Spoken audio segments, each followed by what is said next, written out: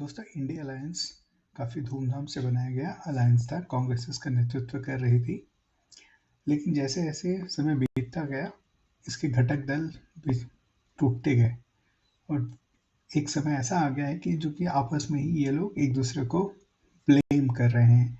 आप शशि थरूर की बात सुनिए और उनका दर्द समझने की कोशिश कीजिए। So on for standing against the left, whereas in fact Rahul Gandhi is the sitting MP in Wayanad. I am the sitting MP here. Last two elections, the BJP came second.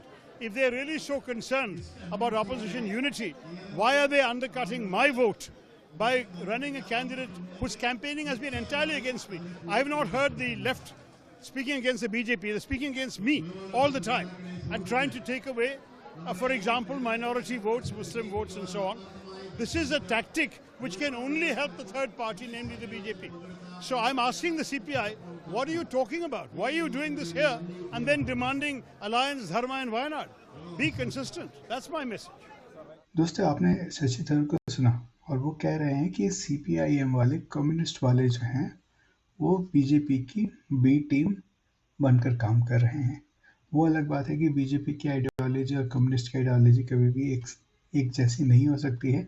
Bharat के इतिहास में हमने कभी नहीं देखा है कि जहाँ पे कि कम्युनिस्ट भाजपा के साथ आए हो, है ना।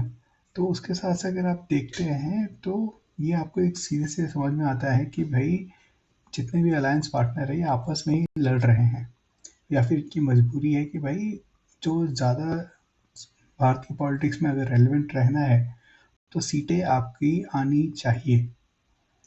और यहाँ पर शशि थरूर कह रहे हैं कि भाई ये तो मेरे ही वोट्स काट रहे हैं, ठीक है। ये कह रहे हैं कि ये जो माइनॉरिटी के वोट्स हैं, ठीक है, ये उन्हीं वोट्स को काट रहे हैं।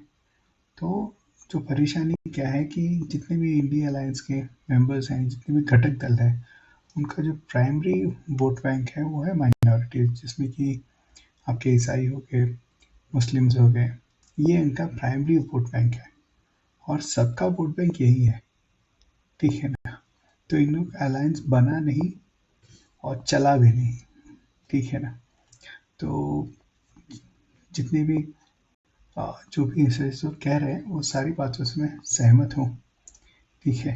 लेकिन जो रियलिटी है वो ये है कि भाई सबको अपने आपको पॉलिटिक्स में रेलेवेंट रखना है, और रखना है तो सीटें आनी ज़रूरी है।